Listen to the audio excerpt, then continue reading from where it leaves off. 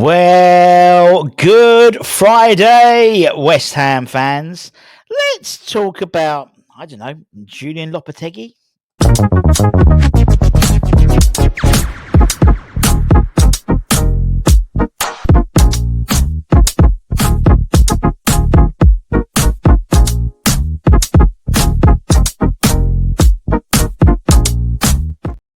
And a very good Friday to you. Another week is done. Congratulations. Well done. Give yourself a pat on the back. The weekend is almost here. And it's a West Ham free weekend. Da, da, da, da, da, da, da, da. They can't ruin it this weekend. They can't ruin it. But they'll be back. And actually, next weekend, they can't ruin it because we're playing on the Monday, aren't we? But obviously, players on international duty. And with that, players are doing more interviews and things tend to be, because they're at the national team, a little bit more loose. That was the famous time where Declan Rice said he wanted to, win things and and it sort of put a little bit of a precursor to his move to Arsenal. And it's happened again. It's happened again. Talking specifically about Vladimir Coufal. Yeah, I mean, for me, he's someone who's obviously not really necessarily benefited from the new era at West Ham. Obviously, we signed him and has been a great stalwart for West Ham. But with the signing of Wan-Bissaka, a step up, an upgrade, I think it's fair to say, on Vladimir. But he thinks he should be getting more game time. He's so far only played 223 minutes of Premier League football this season, and his future at the club seems rather bleak. In all honesty, his contract runs out at the end of the summer, and last summer we had the contractual obligation, not the obligation, but we had the option to add another year extension to his contract, which what we did, and he didn't think that was fair, considering he's seen his compadre, his Czechia compadre Thomas Souček get a longer deal. Jared Bowen just signed a 7-year deal as well, and he was like, I think I'm earning a little bit more. So he was already not in the best of moods. But speaking to Czech media outlet Sport, the Hammers right back has opened up about how he was promised more football by Julian Lopetegui. He was quoted saying, "When I talked to the manager, he told me that he was extremely happy with me, that he is convinced that I will get more minutes, more chances, and start playing, that I am a great professional. I can't say a bad word against the coach or he has against me. It's just we don't have a good time on the pitch yet. If it should continue like this, we have to sit down and see what is next. I definitely don't want to sit on the bench. I still feel like I can play in the Premier League."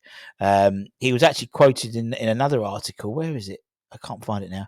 Basically saying that if he doesn't get minutes, he's going to have to, reevaluate his future, which I think is fair enough. Everyone comes to a point where, they get upgraded by a younger model.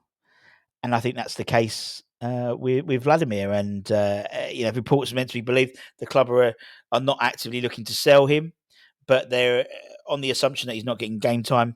That come January, they wouldn't be surprised if offers come in for him, whether it's for a pre-contract agreement for in the summer, with a number of Turkish sides interested in him. And indeed, that was the link before we got Wan-Bissaka, because Mazzoure and Galatasaray wanted to buy Wan-Bissaka, but they couldn't afford him, and they had like 8 million, 10 million quid to spend. So it was all sort of a bit up in the air. But Beşiktaş as well, and several other Turkish sides are interested in Vladimir, in whether it's in the summer or whether it's cheap in January. Get something for nothing potentially.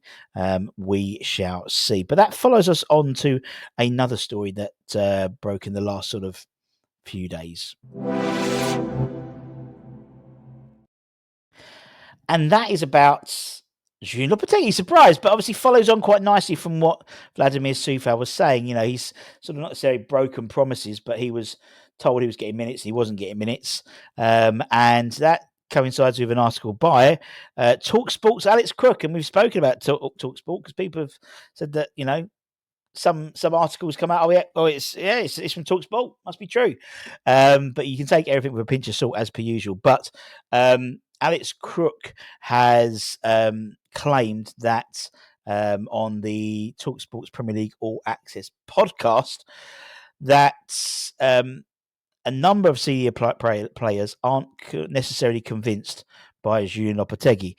He was quoted saying, I think the players aren't necessarily convinced by him. I think there have been one or two issues, hasn't there? There have been some members of the hierarchy who weren't entirely sure about the appointment in the first place.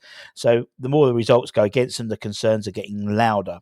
Now, this, you could coincide it with another, looking through that sort of, not rose-tinted glasses, but the opposite. Looking at things critically. Obviously, there was a fallout after the Brentford game with Mohamed Kudus and Lucas Paqueta obviously being substituted. We also had situations where Alvarez and Rodriguez and Paqueta and people like that have been substituted, and they've shaken their head at the head coach while being substituted. Thinking it's a bad idea. Go back to the Everton game. When Aaron Wan-Bissaka's number was lofted up to replace Vladimir Coufal coming on to replace him.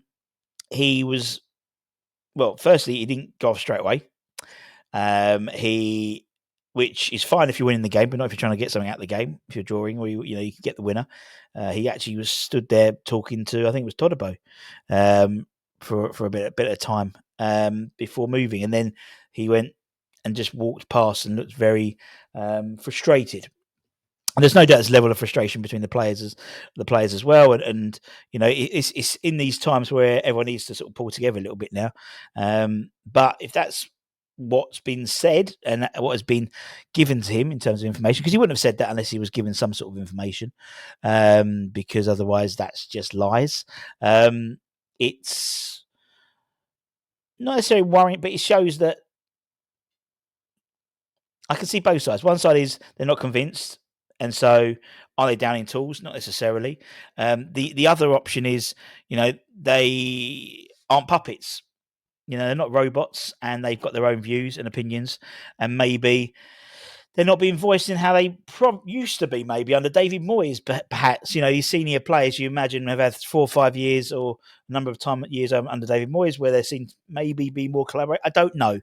There is the language barrier, which sometimes has been brought up, but a number of the players aren't native English speakers anyway, in terms of senior players. So some are, some aren't. But I just think it's interesting to see that coincide with the Coufal. It's not a happy camp at the moment, and it wouldn't be. The results haven't been going our way, so naturally it's not going to be a happy camp. It's a happy camp when we're winning, and a happy camp when we're in the right part of the league where we should be, not languishing in the bottom third, let's say.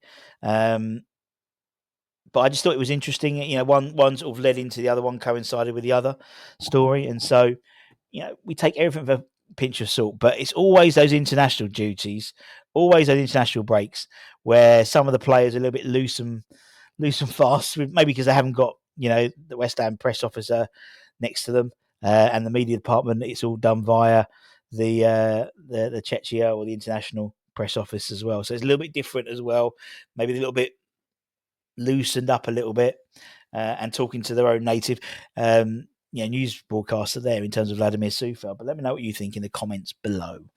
Take care, stay safe, stay warm, stay humble. Hammers Headlines. We're going to talk about a player we're going to sign who could be injured before we've even signed him. The new Scott Mean. Now that's an old reference for some people. Take care, stay safe, stay warm, stay humble, keep the faith, and come your eyes. Sorry, Siri.